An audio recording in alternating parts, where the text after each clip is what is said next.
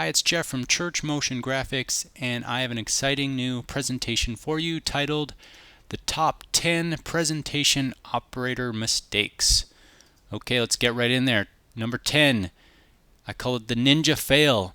A job well done is one that doesn't get noticed. Okay, so ninjas, they go unnoticed, right? They don't want anyone to see them, and that's exactly your job as a technician, as a slide operator. You don't want anyone to notice you. I give this example like a worship leader in a worship band. If they do a great job, that's noticed, right? Everyone goes up to them after, hey, thanks for playing. Yeah, those songs sounded great. It's the opposite for the tech team. If things go great, you don't hear from anybody. If things go poorly, you hear from everybody, right? So, no one says anything. Hey, you've done your job because you didn't create any distractions. Things just flowed how they should flow. Number 9, being unprepared.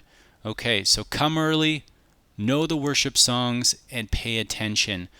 Man, I've been in this boat before. You only have, half an hour to get everything together. It's just not enough time to put together a solid set of songs. You spend your bulk of your time finding that one song you just can't find words to, and you're just scrambling to get things done. What happens during the service? You just can't anticipate what the band is going to play. You make more mistakes, and when you're not paying attention, that's another problem. You're on your cell phone, or even just getting caught up in the worship song. You're not hitting your cues. You're not changing the slides in time.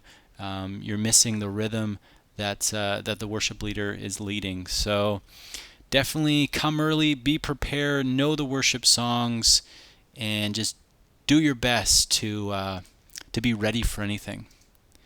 Number 8, late slide changes. Okay, slides need to be up 2 seconds before they are sung. Okay, here's the problem.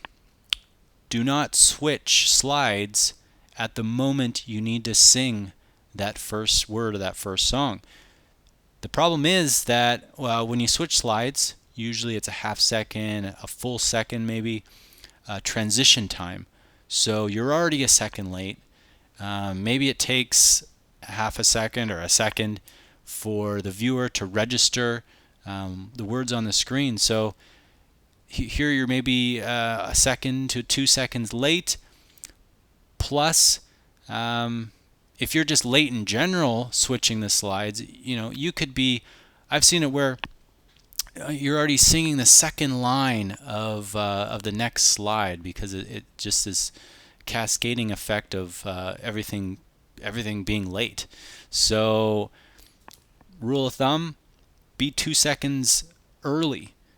This could even mean during a fast song when the slide changes are coming quickly, you could be singing the last word or even starting the last word on the last slide and be switching the slide already. Okay, so when we're reading lyrics on the screens as a singer, you're reading ahead. No one reads what they need to sing the moment they need to sing it. So people already know what word that is. They're already anticipating it. You can change if you need to.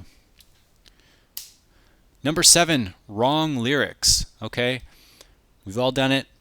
We've put the wrong verse up. We've played the chorus when the bridge was supposed to be on, or we just have the wrong song in our playlist. It's happened. Okay, it's better to have no lyrics on the screen than the wrong lyrics. Okay, it's far more distracting for your audience to be kind of puzzled and looking at the lyrics on the screen and wondering, hey, these are the wrong ones. Is the worship band singing the wrong words, or oh man, the tech must have gotten it wrong. I would rather see nothing on the screen, and then the audience just isn't puzzled. They're just going, oh, okay, maybe they missed something, or maybe something went wrong, and I'll just close my eyes and worship and just wait for the lyrics to come up, rather than I've seen this happen where it's the wrong lyrics. The operator just leaves it up there until they hunt around or listen to the worship leader, listen to what they're singing, try to find the right slide or the right song. And yeah, just it's not the way to go. Definitely pull down the lyrics. Keep up your background, of course, but pull down the lyrics if they're the wrong ones. Number 6, lingering lyrics. When no one is singing, keep lyrics off the screen. Okay, another common mistake. Definitely in songs that are very slow. So even within a verse, there's 2 lines, and then a break, and then they sing another 2 lines of the verse. Don't linger those first 2 lines until the second set of lines come. Pull them off. Pull off those slides. If no one's singing, give everyone's eyes a rest and pull things off, and then be ready to put up the next line when you need to. This is the same for bridges or musical interludes, breaks after choruses. I think it just looks really professional and clean when there's a significant amount of break between lines. If it's just a few seconds, it's your call, but more than a few seconds, definitely bring it down. This kind of goes back to being prepared. If you're not prepared, you wouldn't build those breaks into your set of slides. But when you're prepared, you're listening to the song, you're realizing, oh, there's a break after this chorus, so I'll put in a blank slide there. If you don't have those blanks, you'll have to be, clearing slides in your presentation software to make those lyrics disappear. Okay, number 5, distracting backgrounds. Choose backgrounds that match or are slower than the tempo of your song. Okay, you never want to have a background that's moving quickly and your song has a slow tempo to it. Really, it's the other way around, and I think this actually can work out quite well, and I've seen it done well, where it's a fast song, but you have a slow or even medium moving background that let the band, let the audience, let the music carry, or even moving lights if you have those, let that carry the energy, and don't be afraid to have the moving background kind of lag behind in tempo. I think that looks completely fine. If you can match the tempo, that works.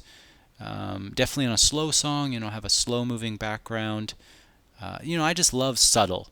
I don't think you need to always, beat your audience over the head with everything high energy. I think subtle works.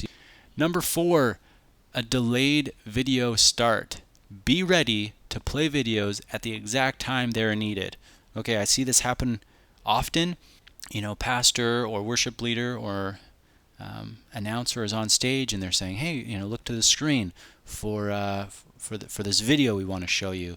Lights dim down, a couple seconds go by, and then the video starts. Right? Everyone in the audience is kind of waiting, going, is this going to work? Is this going to play? These videos need to play right on cue, right away, right when the person points to the screen and says, "Hey, check this out." And I don't necessarily know why this is always the case. Is the operator unprepared? Is there a 3-second black leader on the video before the video starts? Is there some kind of video switcher delay? Is the computer not beefy enough to handle the start of that video, that there's some kind of delay or hitch? I don't know. That's something you need to work out. And definitely, if there are videos, practice them with the person on stage. Practice them saying, "Hey, check this out." You press play, and kind of go from there. And it's definitely, you definitely want to minimize that lag time. Okay, number 3, too much visual noise. Okay, keep logos, ads, and other obtrusive visual content to a minimum. So, you're done singing, maybe someone's coming up to give an announcement or to pray, and there's just kind of nothing on the screen. And I think people our operators get a little worried, like, oh, it's just a blank screen. I need to have something up there. And I would suggest, be slow to fill that screen with a lot of visual noise. So, visual noise is, ads and text and bright colors and bright textures and things that really just attract your eye. Make something subtle.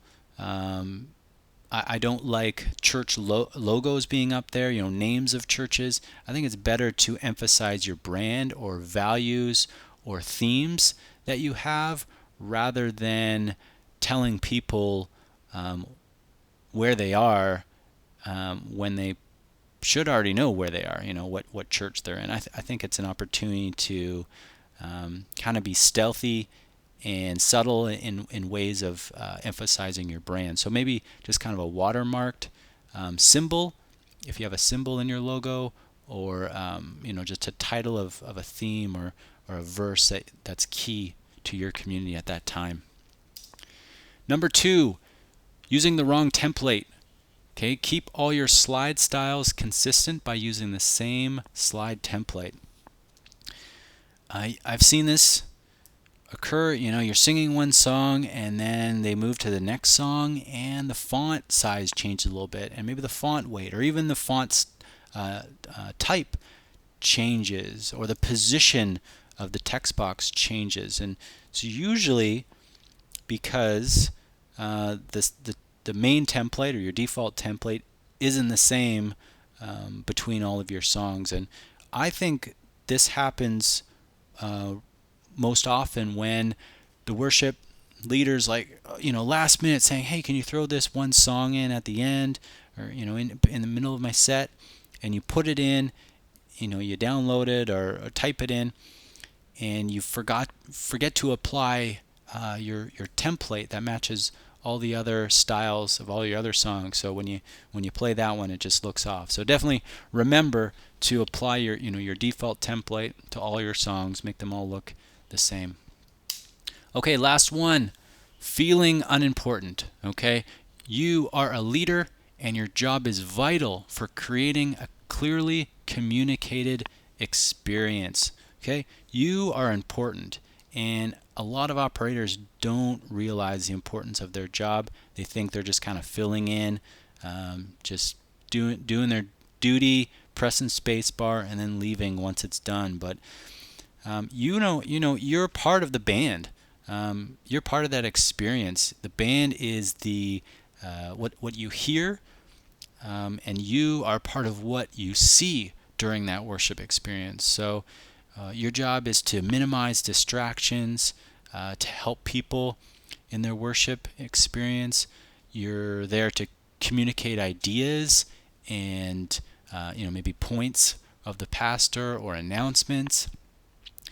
And that's huge. It can really shape how someone experiences that service at your church, and how they know about the next event coming up, or how they how they interact with worship. If those words are coming up on time and everything looks as how it should be, maybe someone can have a deeper experience with God just because there's no distractions for them, like a misspelled word, or a wrong worship lyric coming up at the wrong time, that kind of thing. So you're important, and I hope your team and your leaders and your pastors realize that and encourage you. And I want to encourage you in the work that you're doing, that it is important. God sees it, God loves you, and continue to do it for His glory and for His name's sake. That's what's most important. Well, thanks for watching. I hope you learned a few things. Would be happy to hear from you. Definitely join our Facebook group, the Visual Church Media Facebook group. Would be happy to have you join us there, or learn more about Church Motion Graphics at churchmotiongraphics.com. Again, thanks for watching, and I hope to do one of these again soon.